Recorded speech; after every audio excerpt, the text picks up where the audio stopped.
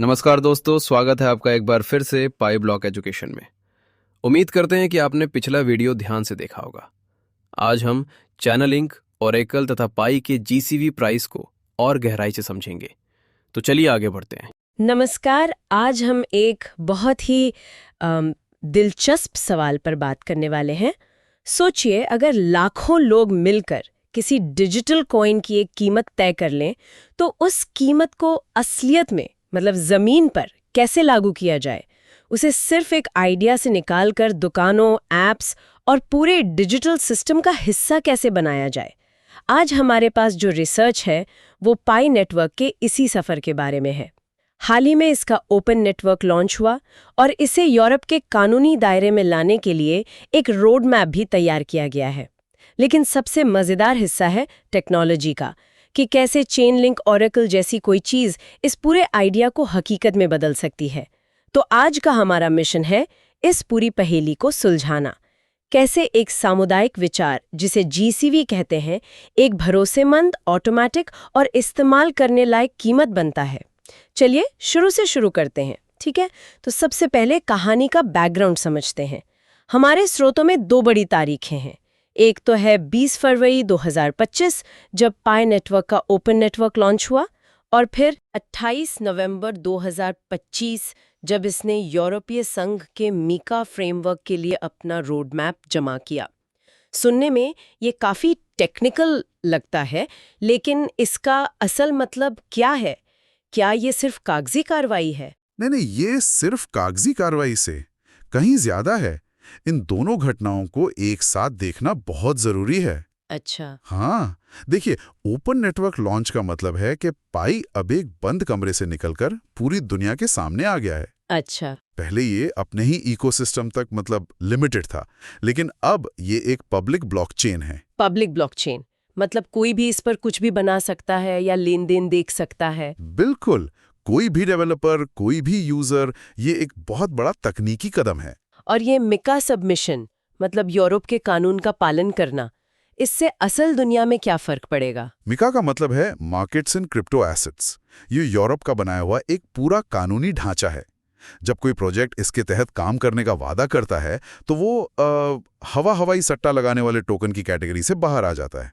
वो कहता है, हम एक असली कानूनी डिजिटल करेंसी बनना चाहते हैं। तो इसका सीधा असर भरोसे पर पड़ता है। लेकिन किसका भरोसा? आम लोगों का या फिर बड़ी कंपनियों का? दोनों का।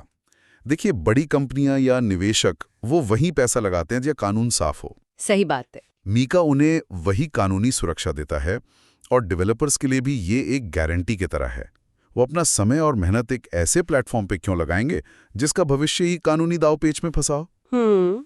और शायद इससे एक्सचेंजों पर लिस्टिंग का रास्ता भी आसान हो जाता होगा। बिल्कुल, स्रोतों में ये बात बार बार सामने आई है। बड़े एक्सचेंज भी कानूनी तौर पर साफ सुथरे एसेट्स ही चाहते हैं। ठीक है, तो नेटवर्क अब पब्लिक है और कानूनी तौर पर भी सही रास्ते पर है। लेकिन ये सब तो तैयारी है। असली सवाल तो अब आता है। ये जीसीवी यानी ग्लोबल कंसेंसस वैल्यू, ये तो बस एक आइडिया है, एक सामाजिक सहमति। इसे कोई ऐप, कोई दुकानदार या कोई ऑटोमेटेड सिस्टम भरोसे के लायक कैसे मानेगा? मतलब भावनाओं पर तो कोड नहीं चलता है ना? आपने बिल्कुल सही नब्ज पकड़ी है। यही इस पूरी कहानी का सबसे दिलचस्प मोड़ है। एक तरफ है लाखों लोग जो मानते हैं कि पाई की कीमत X होनी चाहिए, और दूसरी तरफ है डिजिटल दुनिया जो सिर्फ वेरीफाई किए जा सकने वाली डेटा पर चलती है। इसी खाई को पाटने के लिए चेनलिंक, ओरेकल जैसी टेक्नोलॉजी मैदान में आती है। ओरेकल, ये शब्द मैंने क्रिप्टो की दुनिया में बहुत सुना है, लेकिन सच बताऊं तो हमेशा थोड़ा कंफ्यूजिंग लगता है। कोई आसान तरीका है इसे समझने का? हाँ, बहुत आसान है। सोचिए, ब्लॉकचेन एक ऐसा जीनियस है जो एक अंधेरे कमरे में बंद है। ठीक है। वो अपने कमरे के अंदर कुछ भी कर सकता है, हर हिसाब किताब परफेक्ट रखेगा, लेकिन उसे ये नहीं पता कि कमरे के बाहर दुनिया में क्या हो रहा है। अच्छा। बाहर बारिश हो रही है या धूप, क्रिकेट मैच में क्या स्कोर है, डॉलर का रेट क्या है, उसे कुछ नहीं पता। ओरेकल वो भरोसेमंद दोस्त है जो बाहर की दुनिया से सही जानकारी लाकर उस जीनियस को देता है। अरे वाह, ये तो कमाल का उदाहरण है। तो जीसीवी के मामले में ओरेकल पाई कम्युनिटी के बीच जाकर पूछता है कि भाई क्या कीमत तय हुई है, और फिर वो जानकारी ब्लॉकचेन को दे देता है। लगभग यही, पर वो किसी एक से नहीं पूछता। ओरेकल जीसीवी को एक ऑफलाइन आइडिया से एक ऑन चेन सच्चाई में बदल देता है। एक ऐसा डेटा जिस पर मशीनें और कोड दोनों भरोसा कर सकें। मतलब असली जादू जीसीवी पर सहमत होना नहीं है, बल्कि उस सहमति को एक ऐसी भाषा में बदलना है जिसे कोड समझ सके। ये तो किसी भावना को गणित में बदलने जैसा है। तो ये होता कैसे है? क्या कोई एक बटन दबाता है और कीमत अपडेट हो जाती है? नहीं, ये पूरी तरह से एक ऑटोमेटेड और डिसेंट्रलाइज्ड प्रक्रिया है। चेन लिंक सिर्फ एक कंपनी नहीं है, बल्कि दुनिया भर में फैले हुए कई कंप्यूटर नोड्स का एक नेटवर्क है। अच्छा, कई सारे कंप्यूटर्स? हाँ, जब जीसीवी की कीमत तय होती है तो ये सारे नोड्स मिलकर उसे वेरीफाई करते हैं। ये इसलिए ताकि कोई एक व्यक्ति या ग्रुप अपनी मर्जी से कीमत ना बदल सके। अच्छा, तो कई लोग मिलके कंफर्म करते हैं कि हाँ, यही सही कीमत है। बिल्कुल। जब ये सारे नोड्स सहमत हो जाते हैं तब वो उस कीमत को एक लाइव डेटा फीड के तौर पर ब्लॉकचेन पर पब्लिश कर देते हैं। Live data feed? और एक बार कोई जानकारी ब्लॉकचेन पर लिख दी गई तो वो पत्थर की लकीर बन जाती है। उसे कोई बदल नहीं सकता, कोई हैक नहीं कर सकता, वो टैम्पर्ड प्रूफ हो जाती है। अब जीसीवी सिर्फ एक विचार नहीं, बल्कि एक गणितीय रूप से सुरक्षित सच्चाई है। तो इसका मतलब ये हुआ कि पाई इकोसिस्टम में जितने भी ऐप्स हैं, हाँ, जितने भी, चाहे वो कोई मार्केट प्लेस हो, गेमिंग ऐप हो या कोई सर्विस देने वाला प्लेटफॉर्म, उन्हें मैन्युअल रूप से अपनी कीमत सेट करने की जरूरत ही नहीं है। वे सब सीधे इस डेटा फीड से जुड़ जाएंगे। एकदम सही। कोई कंफ्यूजन नहीं, कोई हेरफेर नहीं। जैसे ही ओरेकल कीमत अपडेट करता है, सारे ऐप्स अपनी प्राइसिंग तुरंत उसके हिसाब से बदल लेते हैं। वाह! अगर एक ऐप पर किसी टी शर्ट की कीमत 1 पाई है तो जीसीवी के आधार पर दूसरे ऐप पर भी उतनी ही होगी। इससे पूरे इकोसिस्टम में एकरूपता आती है। और स्मार्ट कॉन्ट्रैक्ट्स का क्या? वो तो इस इकोसिस्टम की रीढ़ की हड्डी माने जाते हैं। स्मार्ट कॉन्ट्रैक्ट्स के लिए तो ये वरदान जैसा है। वो हर चीज के लिए सीधे ओरेकल से कीमत पूछेंगे। मान लीजिए एक डीफाई ऐप है। 1 मिनट, आपने डीफाई कहा। इसका आसान भाषा में क्या मतलब हुआ? डीफाई का यानी डिसेंट्रलाइज्ड फाइनेंस, मतलब ऐसी बैंकिंग और फाइनेंशियल सर्विसेज जो बिना किसी बैंक या बिचौलिए के सीधे कोड पर चलती हैं। ठीक है, समझ गई। तो एक डीफाई ऐप में अगर किसी को पाई के बदले कोई दूसरा टोकन लेना है तो एक्सचेंज का रेट क्या होगा, ये स्मार्ट कॉन्ट्रैक्ट सीधे ओरेकल से जीसीवी की कीमत पूछकर तय करेगा। अगर किसी ने अपनी डिजिटल जमीन मतलब टोकनाइज्ड एसेट गिरवी रखी है तो उसकी कीमत भी यही ओरेकल तय करेगा। इससे पूरी इकोनॉमी किसी की राय पर नहीं बल्कि गणित पर चलती है। ये तो डिजिटल दुनिया की बात हुई, लेकिन असल दुनिया का क्या? अगर कोई दुकानदार अपनी दुकान पर पाई की पेमेंट लेना चाहे तो वो इस सिस्टम पे कैसे भरोसा करेगा? यही तो सबसे बड़ा फायदा है। जब एक दुकानदार को पता होता है कि पाई की कीमत स्थिर है और किसी एक व्यक्ति के हाथ में नहीं है तो उसका भरोसा बढ़ता है। वो अपने बिलिंग सॉफ्टवेयर को सीधे ओरेकल की फीड से जोड़ सकता है। अच्छा। इससे इनवॉइस बनाना, बिलिंग करना सब कुछ ऑटोमेट हो जाएगा। उसे रोज-रोज कीमत बदलने की चिंता नहीं करनी पड़ेगी। ये पाई को एक सट्टेबाजी वाले कॉइन से निकालकर रोजमर्रा के इस्तेमाल की करेंसी बनाता है।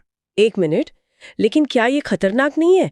अगर जीसीवी की कीमत किसी वजह से शुरू में ही गलत सेट हो गई तो ये ऑटोमेशन तो पूरे इकोसिस्टम को एक साथ डुबो देगा। बहुत अच्छा सवाल है और इसीलिए टेस्टनेट का चरण इतना जरूरी होता है। अच्छा। हमारे स्रोत बताते हैं कि पाई का अपना डिसेंट्रलाइज्ड एक्सचेंज डेक्स अभी मेननेट पर नहीं बल्कि टेस्टनेट पर लाइव है। तो टेस्टनेट एक तरह का प्रैक्टिस ग्राउंड है जहां गलतियां करने की छूट हो। बिल्कुल, ये एक सैंडबॉक्स है जहां डेवलपर्स और यूजर्स नकली पैसों से हर चीज को टेस्ट करते हैं। वो सिस्टम पर पूरा जोर डालकर देखते हैं कि कहीं कोई कमी तो नहीं है, कहीं कोई सुरक्षा में सेंध तो नहीं लग सकती, क्या कोई कीमत में हेरफेर कर सकता है। ये सारे टेस्ट किए जाते हैं। सीधे मेननेट पर लॉन्च करना एक बहुत बड़ा जोखिम होता है।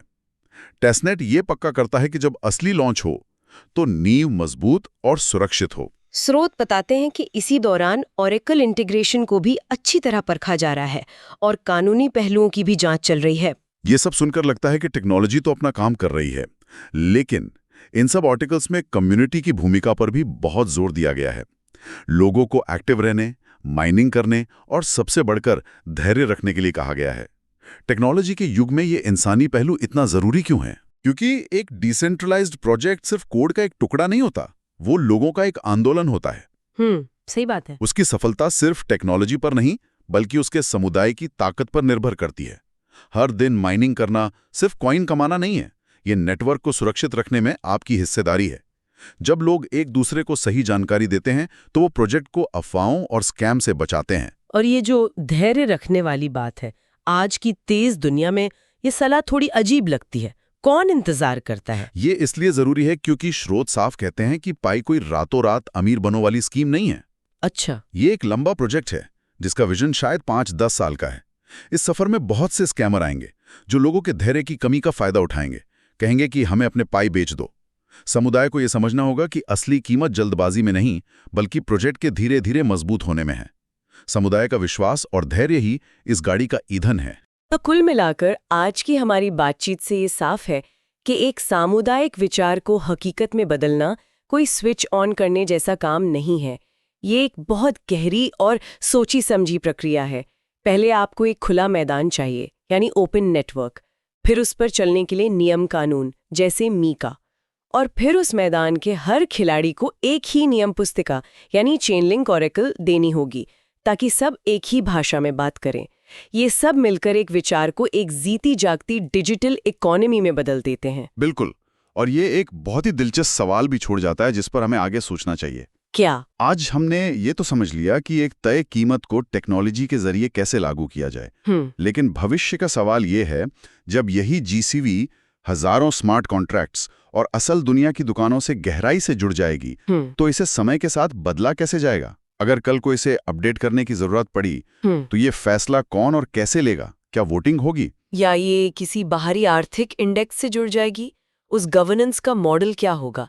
असली चुनौती तो शायद वहां शुरू होगी। धन्यवाद दोस्तों। उम्मीद करते हैं कि आपको चैनलिंक, ओरेकल तथा पाई के जीसीवी प्राइस के बारे में बहुत कुछ समझ आ गया होगा।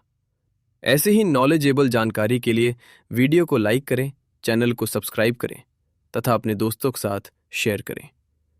तो मिलते हैं नेक्स्ट पार्ट में। तब तक के लिए धन्यवाद।